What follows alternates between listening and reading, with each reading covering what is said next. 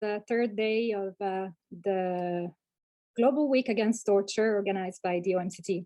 I'm Stella from the OMCT, and I will be your host for today's session on open source investigation with Bellingcat. Before we start, I have a few housekeeping announcements to make. We are keeping our participants' microphones and cameras off by default, but you're encouraged to type your questions in the Q&A box at the bottom of your screen.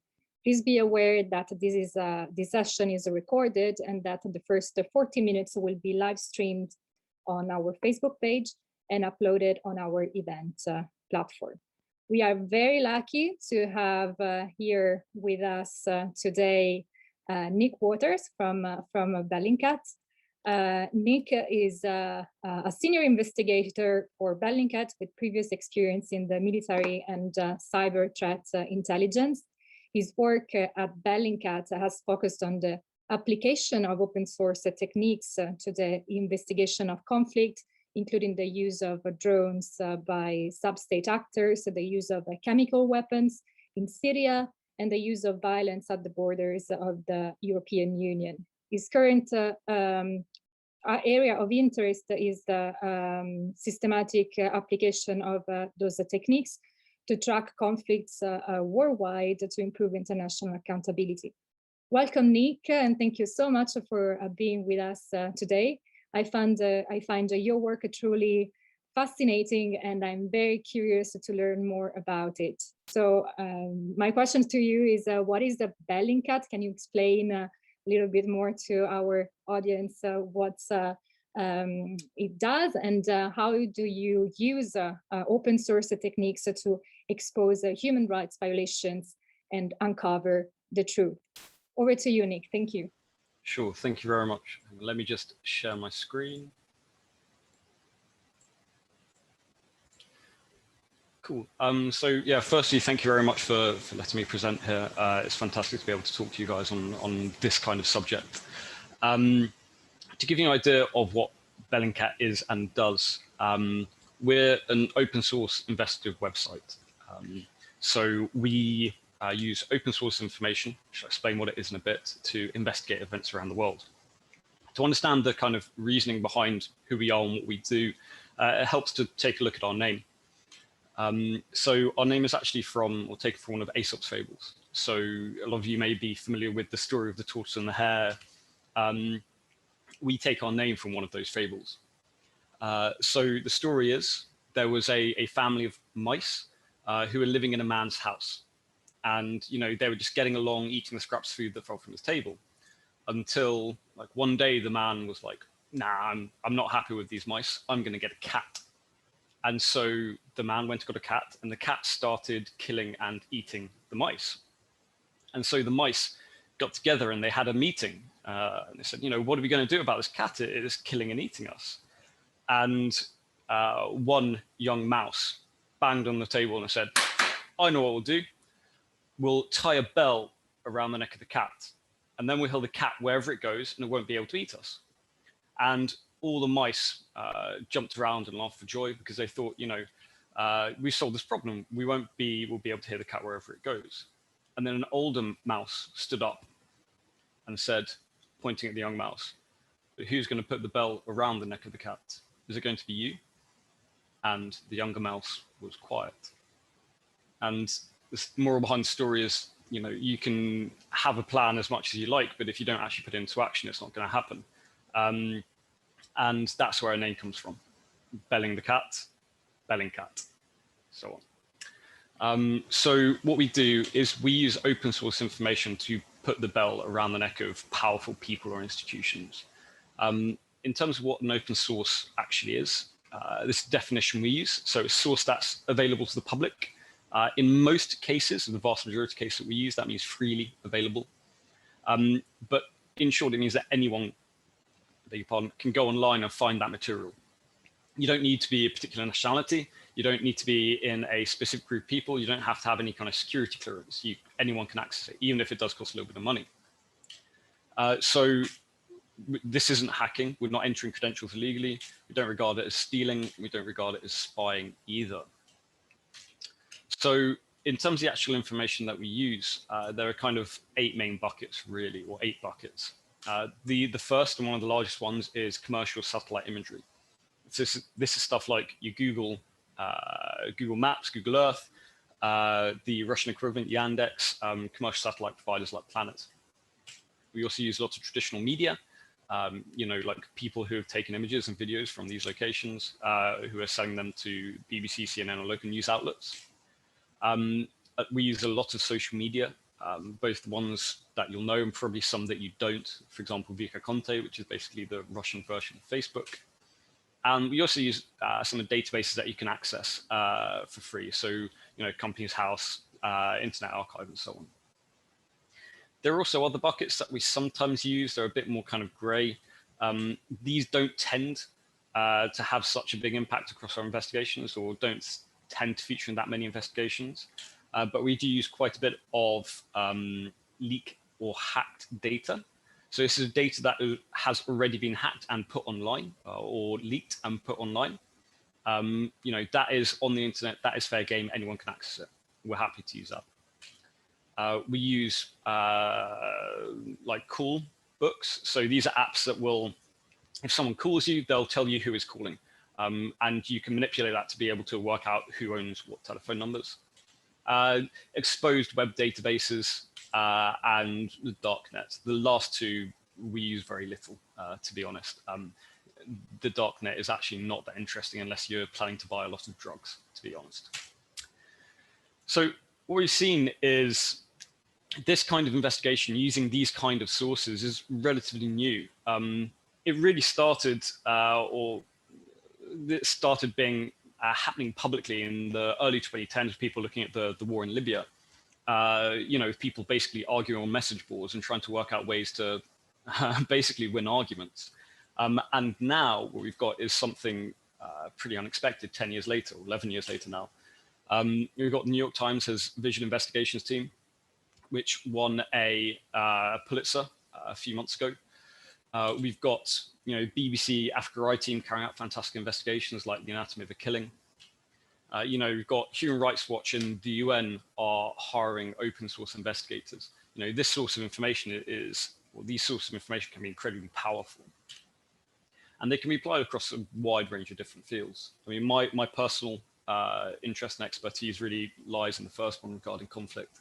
But you'll find people who specialize in using this kind of information for environmental research, corruption, investigating criminals, and even historical research as well. Archives are a fantastic and under-leveraged resource.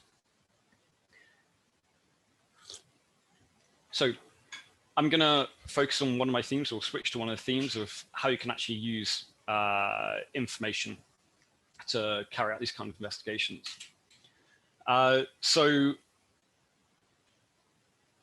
basically, there's this concept that was created after the Second World War called the societal verification of arms control.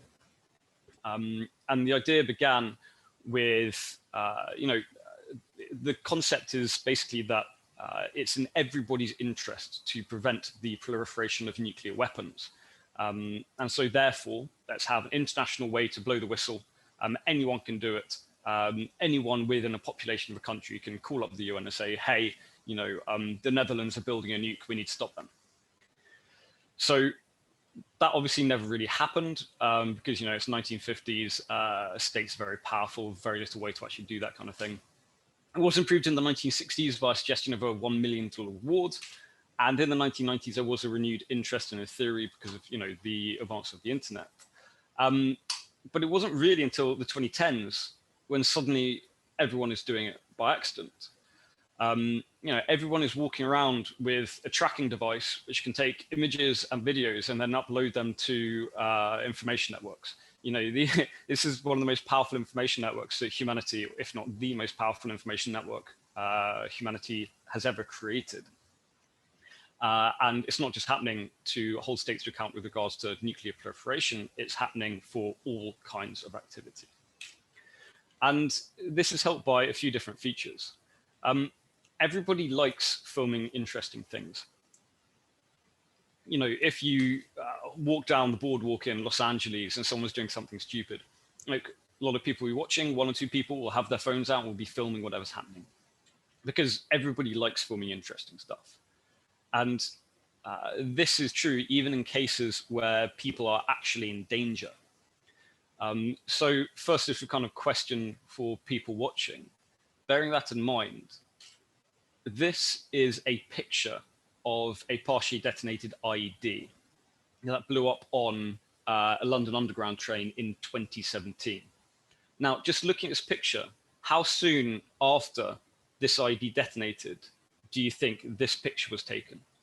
So if you just post in the chat, just describe how long you think it was in the chat. Let's have a look. Where's the chat? There we go. Okay, and also if you post it, say why you think it was taken that time period. So you've got answers like 30 seconds, 10 minutes, a few minutes, 1 minute. And I think Tim is the first person who kind of identified why. Yeah, so if you look at it, it's on fire. It's still on fire. So what's happened, someone was either on this train or on the platform, would have seen the train stop, lots of people run out, lots of people with their hair on fire, lots of smoke, lots of people quite badly burned, and went onto the train, pulled out their phone, saw this bucket with wires coming out of it that was still on fire, and went, "Oh, look, a bomb," and took a picture.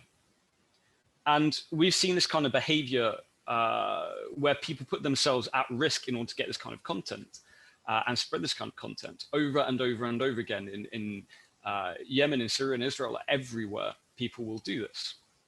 It's a pretty universal human behavior. And this is helped because social media is designed to be addictive. Every time you hit that like, or you get that like, that retweet, your content gets spread further. You get that little hit of endorphin that then encourages you to continue to post this kind of content and engage with other people, because humans are naturally gregarious as well. We want to share our experiences. We want to take a picture of the extreme things that we have experienced and share it with other people. And this isn't just a kind of voyeuristic drive. This is also an urge to witness events. This isn't kind of like a Black Mirror episode where everyone pulls out their phone and doesn't do anything to help. This is something that people want to witness and tell the world, hey, look, this is what is happening to us. And the result is huge amounts of information. And that could be, pictures of fancy food, cats playing pianos, but also current events as well. And it's not actually just the information itself that's interesting. It's also the way that information is posted. So this, what I'm going to show you is what's called a twitcident. And the idea of a twitcident is if you're monitoring keywords related to a specific event, then when that event happens, they'll shoot up.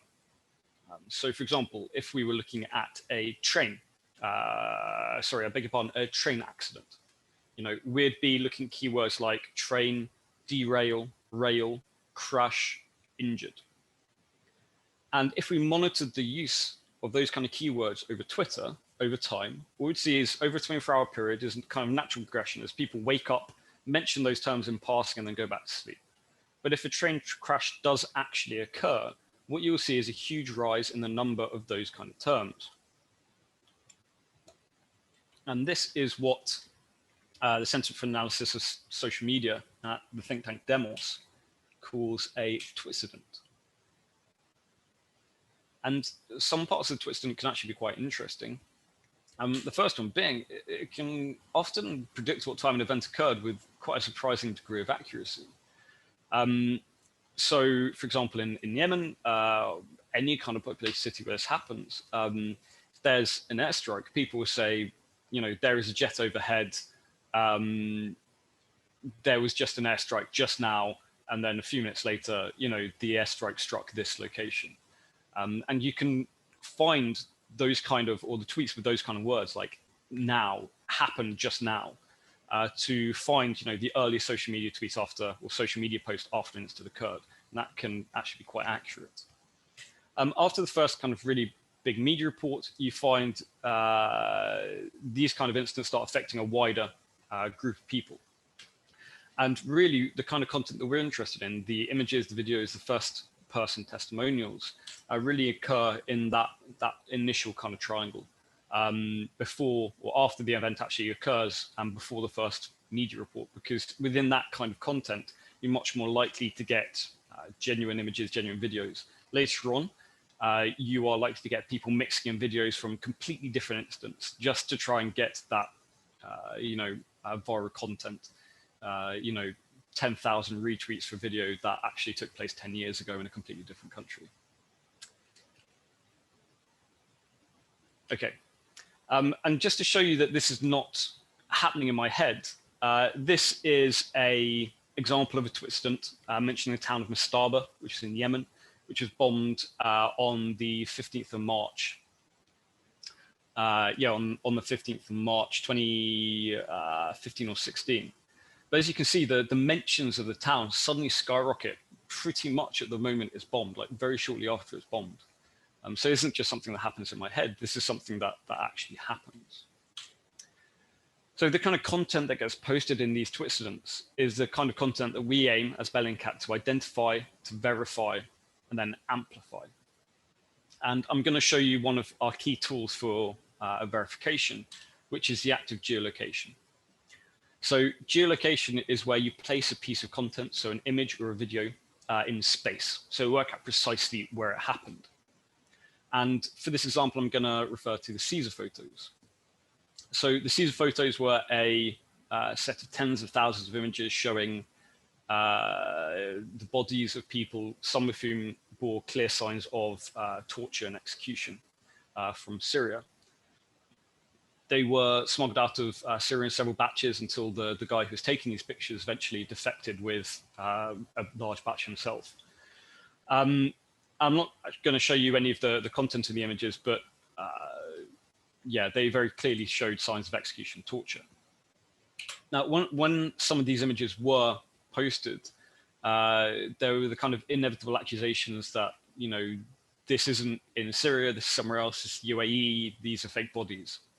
However, by looking at the background in one of the images, you can geolocate precisely where this incident or where this photo was taken, and so therefore corroborate aspects of Caesar's testimony. So what we're going to do is try and work out, using the information here, precisely where this image was taken.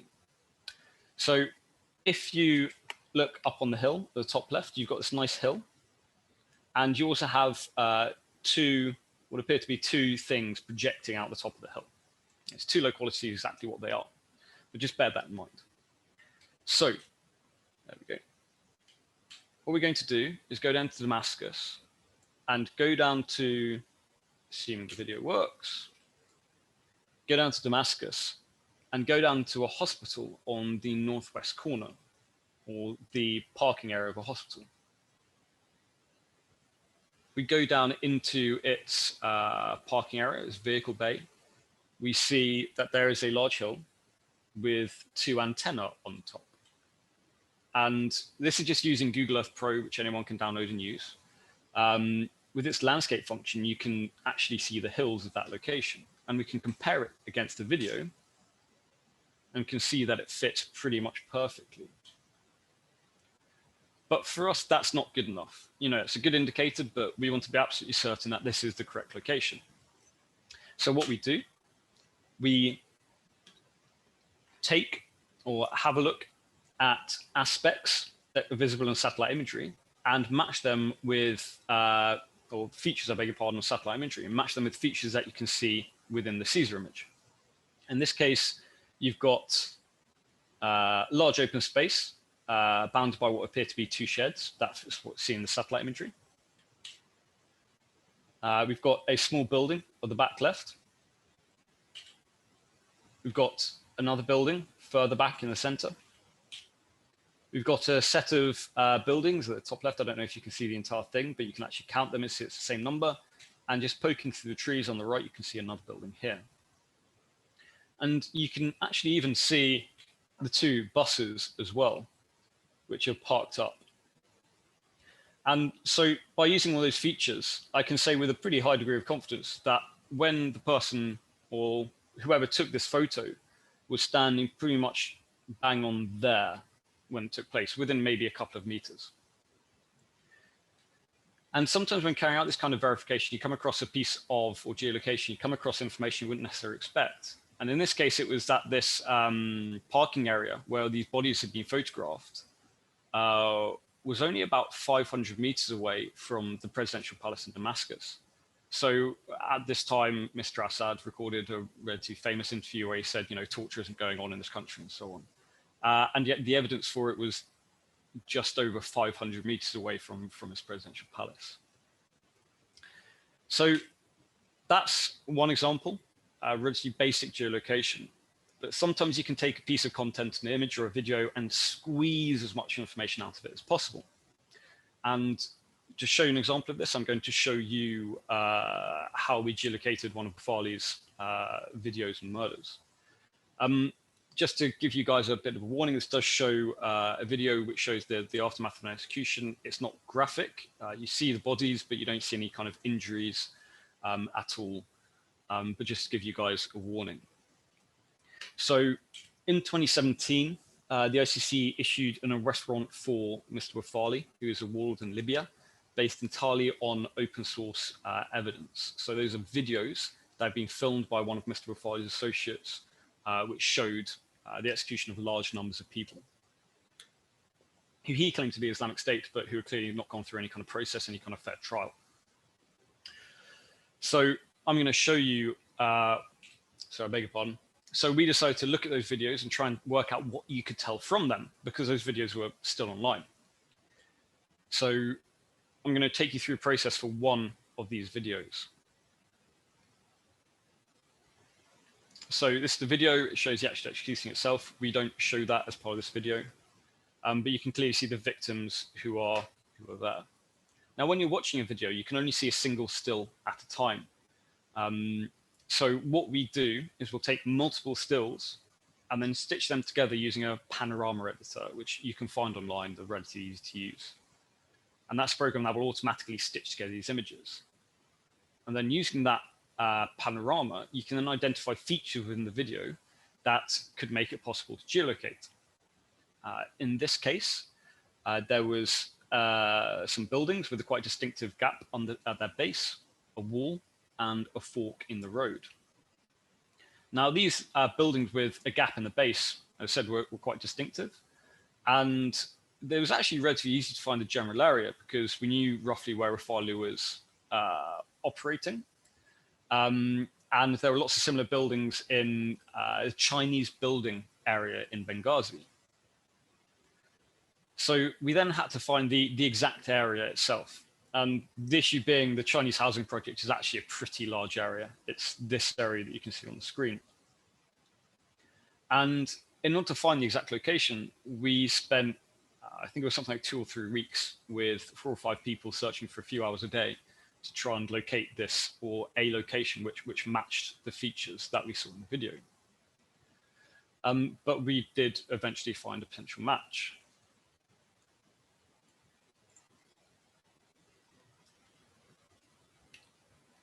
So it was this location here. And we had a fork in the road, some buildings, and a wall. But again, for us, we want to be absolutely certain when we carry out this kind of geolocation. So what we did is we bought high resolution satellite imagery, and we compared it to the video itself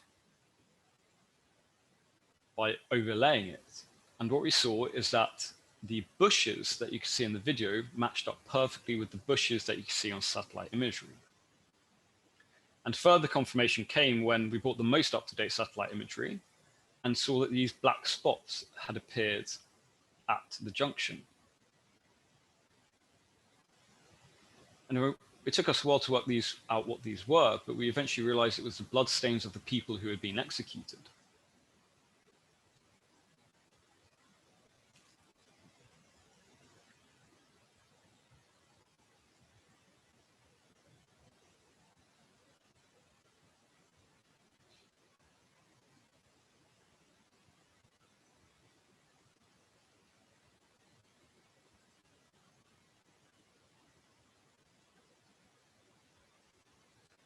So in terms of working out time and date, the video came with a claimed date.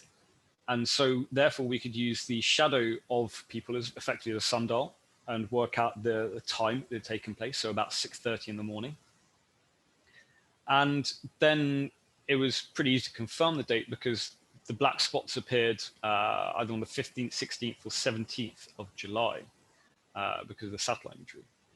So that's an example of how you can take a single video and really squeeze out a huge amount of information that could be very useful to any kind of further investigations, or for example, holding Mr. Farley to account.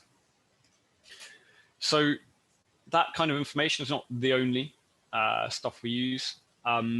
We also use quite a lot of, or like for some of our recent investigations into poisonings by the Russian state, we use quite a lot of leaks databases and what I refer to as digital shadows. So lots of people have done some stupid stuff and they've put it online. You know, shaved off all their hair and accidentally put it on Facebook, or put it on Facebook. But that's okay. You know, I'm just a senior investigator at Bellingcat. If you are a member of the Russian intelligence services, then that could be quite an issue. So I'm going to talk through how we identified these two guys, Alexander Petrov and Ruslan Bosharov, and their real identities. And I'm going to focus on Mr. Petrov, because it's a very bridged version of how we actually did this. Now, after the Skripals were poisoned, the Met Police released a dossier of information with information about the two suspects, including these two guys and their names, or their cover names, I beg your pardon. And, you know, we tried having a look at this and decided, actually, you know, this is much too difficult. We can't work out who these guys actually are, until we saw this from Russia Today. What were you doing there? Our friends have been suggesting for a long time that we visit this wonderful town. Salisbury? A wonderful town? Yes. There's the famous Salisbury Cathedral, famous not only in Europe, but in the whole world. It's famous for its 123-meter spire. It's famous for its clock, the one of the first ever created in the world that's still working. So as you can see, those two guys are definitely protein supplement salesmen who simply went to Salisbury to look at the spire of Salisbury Cathedral and had absolutely nothing to do with poisoning a Skripal. Yeah, we didn't believe that.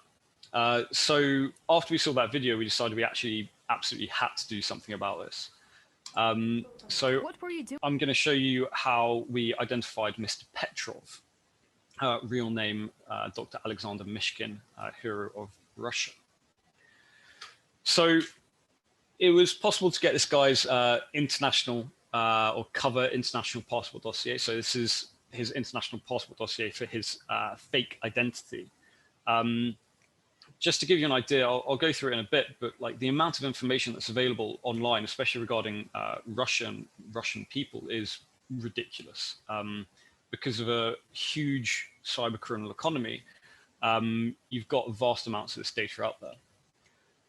So we found Mr. Petrov's cover international passport dossier, and we looked for kind of useful information in there.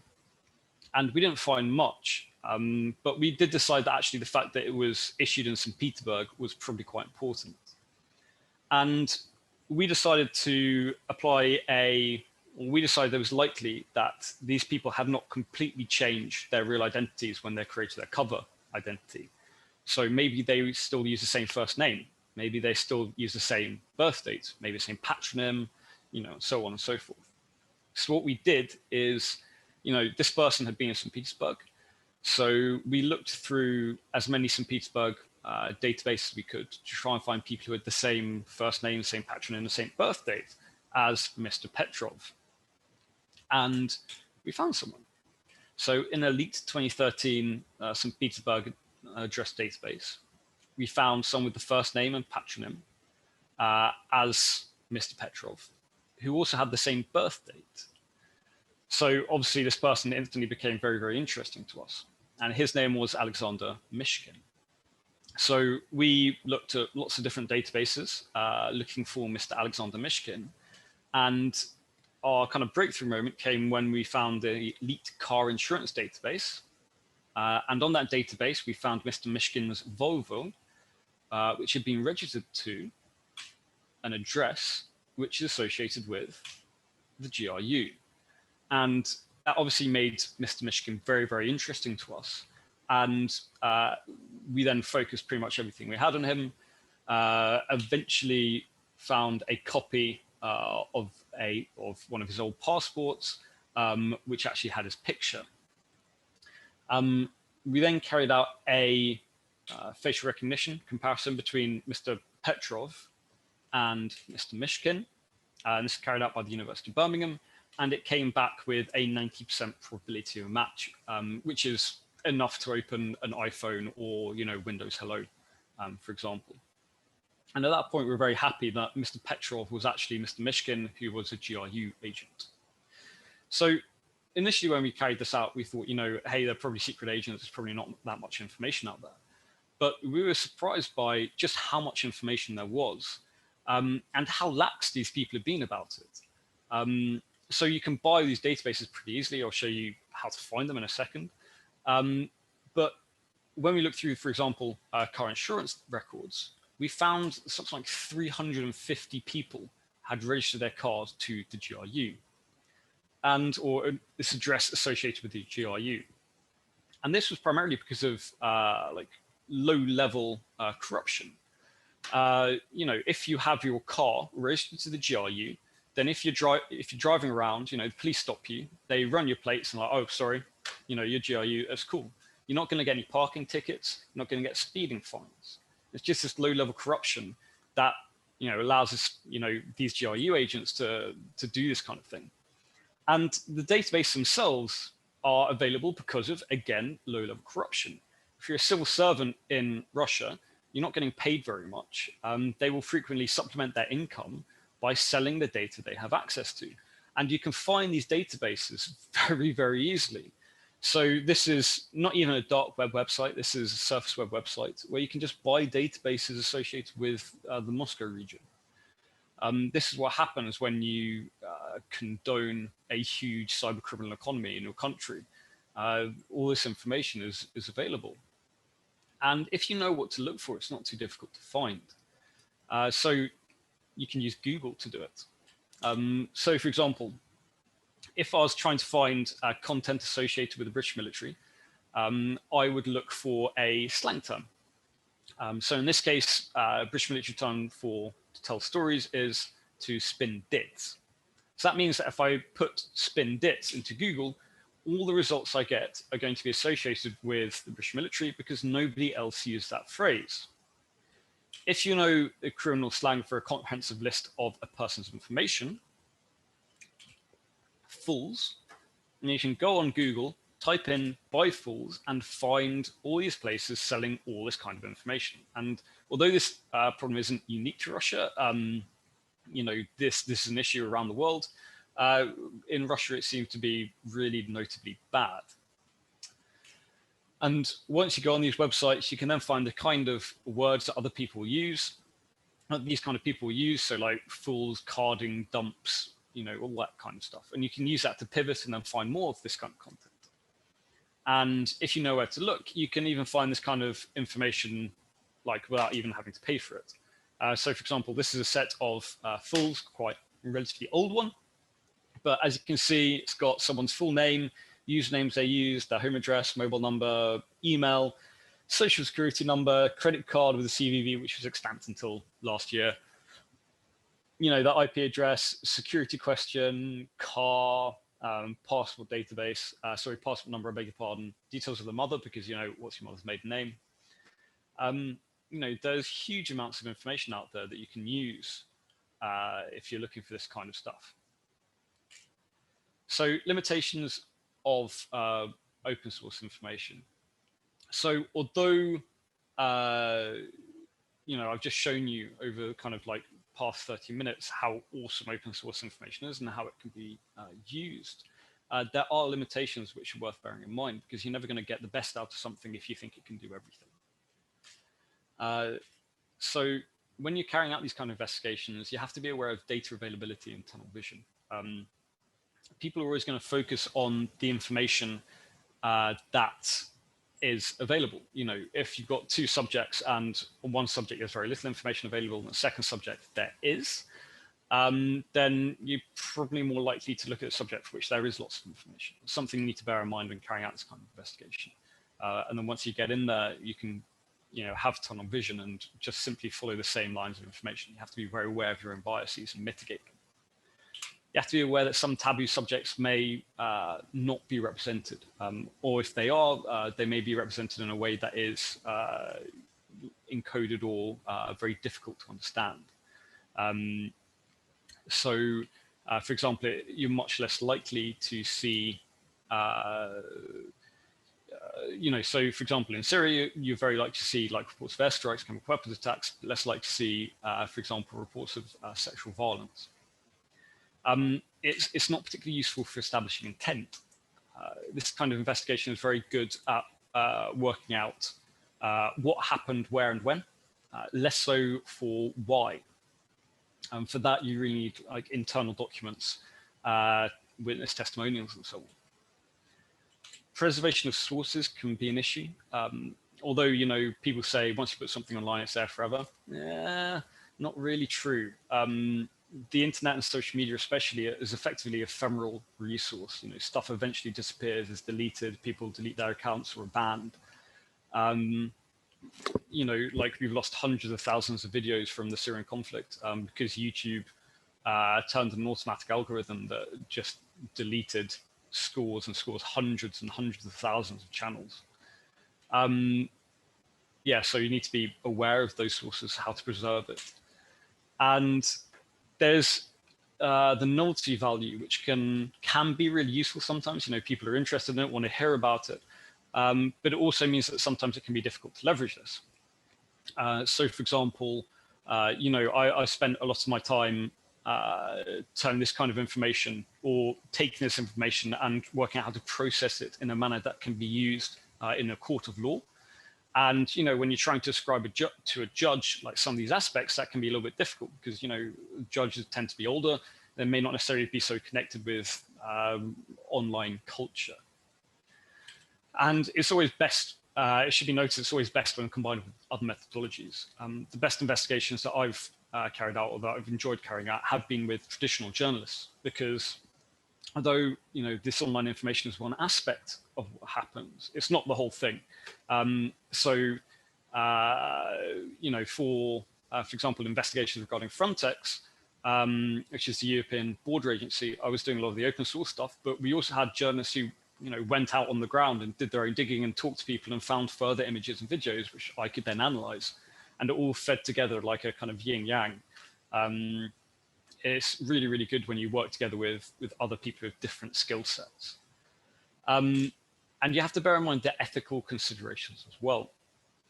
So a lot of people like doing this kind of investigation, like carrying out verification, and then, you know, posting about it online. But if you're, you know, verifying a video, for example, in a oppressive country, you know, Eritrea, Sudan, and you geolocate a video and you show exactly which building or flat a video is from, you know, potentially you're putting that person in danger. And you need to bear that in mind when looking at these kind of images or videos. You know, by putting a video in an article, you know, you're exposing it to, you know, perhaps hundreds of thousands more people than the person who uploaded it expected it to reach. You know, if, you know, one person has 10 followers, you know, they may not necessarily expect the New York Times to pick up that video and show it to millions of people. I've included some like OSINT resources and potential practitioners as well. So what I'll do, I'll put this in a PDF format and work out a way to get it to anyone who wants it. So hopefully you don't have to worry too much about noting that down, but just to show you that there are those resources out there.